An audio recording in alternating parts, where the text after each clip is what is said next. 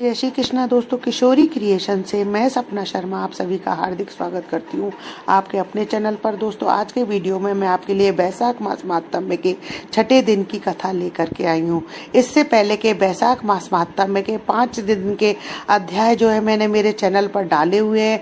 आप उनको मेरे चैनल पर जाकर देख भी सकते हैं और श्रवण भी कर सकते हैं। दोस्तों, मैं आपको बैसाख मास महात्म्य का छठा अध्याय सुनाऊं उससे पहले मैं भगवान श्री हरि विष्णु के एक और प्रिय मंत्र के जाप के बारे में बताती हूँ। गौ वल्लभाय स्वाहा मंत्र को पुनः सुने। गौ वल्लभाय स्वाहा 7 अक्षरों वाले श्री कृष्ण मंत्र का जाप जो भी साधक करता है उसे संपूर्ण सिद्धियों की प्राप्ति होती है। धन की कामना करने वाले को धन मिलता है, पर उस व्यक्ति को उसे का निरंतर जाप करते रहना चाहिए। इस मंत्र के 1.25 लाख होते ही आर्थिक स्थिति में आश्चर्यजनक रूप से सुधार होने लगेगा।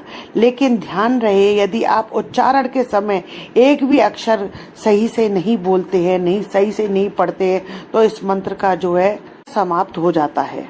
ये मंत्र का जाप करते समय जो है आप मंत्र को बोलने में पूरी सावधानी अवश्य बरतें। इसलिए मंत्र को एक बार पुनः सुन लें। मंत्र जो है वो इस प्रकार है। गौ वल्लभाय स्वाहा।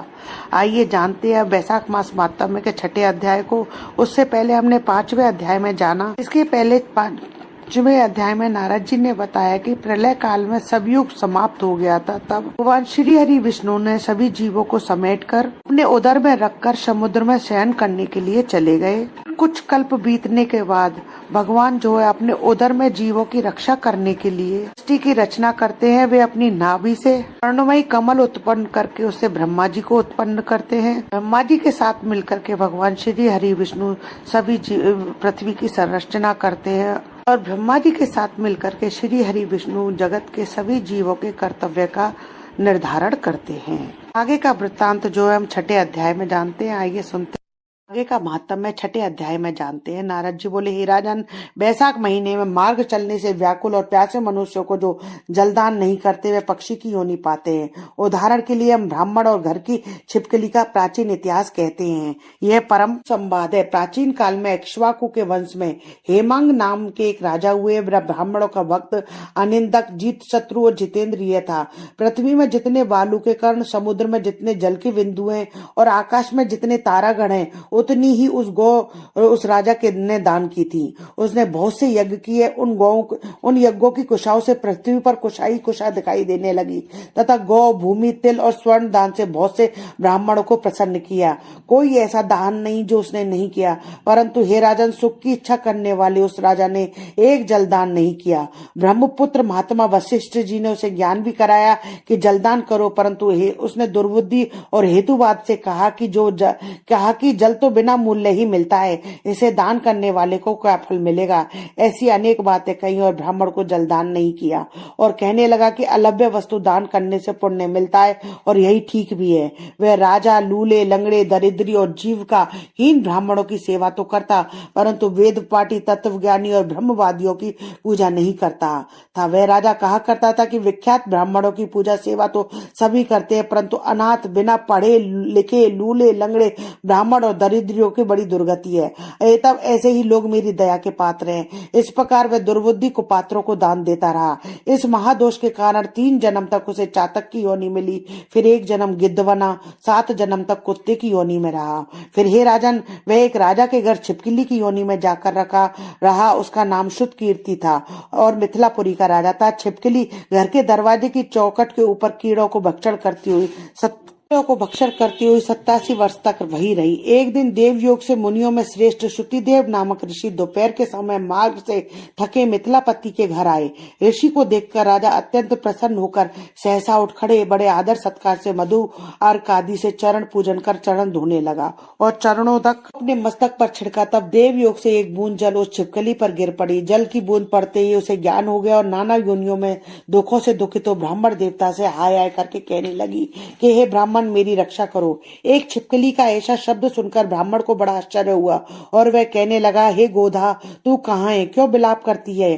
तेरी यह दशा कैसे हुई? तू देवता है कि पुरुष है, या कोई राजा है अथवा ब्राह्मण है? ए महाभाग, तू कौन है? कह तो सही, मैं आज ही तेरा उद्धार करूंगा। ऋषि की ऐसी बात सुनकर वह राजा महामती मानश्रुति देव जी से कहने लगे कि हे ब्राह्मण, मेरा जन्म इक्ष्वाकु कुल में हुआ था और मैं वेद शास्त्रों का पूर्ण ज्ञाता था।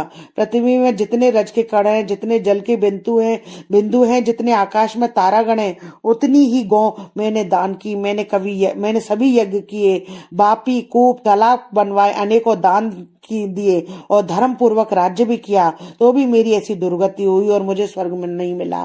3 जन्म तक मुझे चातक योनि मिली और 1 जन्म में गिद्ध हुआ, फिर 7 जन्म तक कुत्ते की योनि पाई। अभी यह राजा आपके चरणों तक को छिड़क रहा है। तब एक बूंद उछलकर मेरे ऊपर आ पड़ी। उसी के पड़ने से मुझे पूर्व जन्म का स्मरण हो आया और मेरे सब पाप दूर हो गए। हे द्विजवर, 28 जन्म तक मुझे छिपकली की योनि भोगनी पड़ी। इस तरह तरह की देवी सृष्टि दिखाई देती है। अतः जब मैं इन जन्मों से डरता हूँ, हे द्विज, मेरी यह दशा कैसी हुई, यह विस्तार से कहिए। सुनकर द्विज ने ज्ञान चक्षु द्वारा सब वृत्तांत जान लिया और कहने लगे, हे राजन, मैं तेरी इस बुरी योनि का कारण कहता हूँ, ध्यान लगाकर सुन। तूने माधव भगवान के प्यारे बैसाख मास में जलदान नहीं किया। तूने जल को सुलभ समझकर निश्चय कर लिया कि यह बिना मूल्य का है। अतः मार्ग में चढ़ने वाले और धूप से पीड़ित ब्राह्मणों को जलदान नहीं दिया। साथ ही सुपात्रों को छोड़कर कुपात्रों को दान दिया। जलती अग्नि को छोड़ क्या कोई राख से भी हवन करता है क्या? प्राय बताए हुए सुगंधादि से युक्त कांटेदार वृक्षों का कोई भी पूजन नहीं करता। सब वृक्षों में पीपल की ही पूजा होती है। तुलसी को छोड़कर कटेरी का पूजन क्यों नहीं करते? पूज्यता के विषय में अनाथ की आवश्यकता नहीं है। लूले लंगड़े केवल दया के पात्र है, पूज्य नहीं है। तपस्वी, ज्ञानी, वेदादि शास्त्रों के ज्ञाता, ये विष्णु भगवान के स्वरूप हैं। तब ये सदा पूज्य है। इनमें ही ज्ञानी ब्राह्मण सदैव विष्णु भगवान को अत्यंत प्यारे हैं। इसी कारण से ज्ञानी ही सदा पूज्यों में अधिक पूज्यतम है और साधु महात्माओं की अवज्ञा इस लोक और परलोक दोनों में दुखदायी है। महापुरुषों की सेवा ही धर्म, अर्थ, मोक्ष का कारण है। ऐसे ही करोड़ों अंध जाति कर्तव्य और कर्तव्य को नहीं देखते। ऐसे मंद आश्रम के लोगों की संगति से कुछ नहीं मिलता। वैसे ही जल में तीर्थ और मिट्टी अथवा पत्थर के बने देवताओं से भी तत्काल कुछ लाभ नहीं होता। ये तो बहुत काल में पवित्र करते हैं, परंतु साधु महात्मा दर्शन से ही पवित्र कर देते हैं। साधु सेवा से कोई सुशिक्षित पुरुष दुखी नहीं होता। जैसे अमृत पान करने से जन्म, मरण, वृद्धावस्था आदि दुख नहीं देते। तूने जलदान नहीं किया, ना ही साधुओं की सेवा ही की थी। हे इक्ष्वाकु नंदन, इसी से तेरी यह दुर्गति हुई है। बैसाख में जो मैंने पुण्य किया है वह तेरी शांति के लिए तुझे दूंगा। इसके प्रताप से भूत, भविष्य और वर्तमान कर्मों के संस्कार दूर हो जाएंगे। ऐसा कह जल स्पर्श कर सर्वोत्तम पुण्य का फल दे दिया। इस तरह जब उस ब्राह्मण ने वैशाख में 1 दिन के स्नान का फल उसे दे दिया, तब उसके सब पाप दूर हो गए और छिपकली की योनि त्याग कर दिव्य विमान पर चढ़ दिव्य माला, वस्त्र और आभूषण पहन मिथिलापुरी के महल में सब प्राणियों को देखते देखते हाथ जोड़ परिक्रमा दे नमस्कार कर आज्ञा ले स्वर्ग को चला। देवता लोग उसकी स्तुति करने लगे। वह 10,000 वर्ष तक अनेक भोगों को भोग कर वही राजा इक्ष्वाकु के वंश में महाप्रभावशाली काकोत्स्य नाम से पैदा हुआ और सप्तती पृथ्वी का पालन करता हुआ बड़ा ब्राह्मण है, साधु सेवी, इंद्र का सखा, विष्णु का अंश हुआ। तब वशिष्ठ जी ने वैशाख मास में सब कर्तव्य धर्म सुनाए, जिनके करने से उसके सब दुख दूर हो गए और उसके दिव्य ज्ञान को पाकर विष्णु जी की सायुज्य को मुक्ति को प्राप्त हुआ। इसलिए यह वैशाख मास संपूर्ण शुभ फलों का दाता है। इसमें जो मनुष्य यथोक्त धर्म करता है उसकी आयु और यश बढ़ता है, पाप दूर होते हैं, पुरुषार्थ चतुष्टय की प्राप्ति होती है और विष्णु भगवान प्रसन्न होते हैं। एतब ब्राह्मण, क्षत्रिय, वैश्य, शूद्र, ये चारों वर्ण, ब्रह्मचारी, गृहस्थ, वानप्रस्थ और संन्यास, चारों आश्रम वाले मनुष्यों को वैशाख मास के कहे हुए कर्म अवश्य करने चाहिए। एति श्री वैशाख मासम में 6ठा अध्याय समाप्तम। दोस्तों, यदि आपको मेरा ये वीडियो पसंद आए तो प्लीज मेरे वीडियो को ज्यादा से ज्यादा लाइक और शेयर करें अपने फैमिली और फ्रेंड में। यदि आपने अभी तक मेरे चैनल को सब्सक्राइब नहीं किया है तो उसे सब्सक्राइब करना ना भूलें। पास ही में बेल आइकन को दबाएं जिससे मेरे आने वाले हर नए वीडियो का नोटिफिकेशन जो है आपको मिल जाए। हिंदू धर्म, रीति रिवाज, कथा, कहानी जानने के लिए मेरे चैनल पर बने रहने के लिए बहुत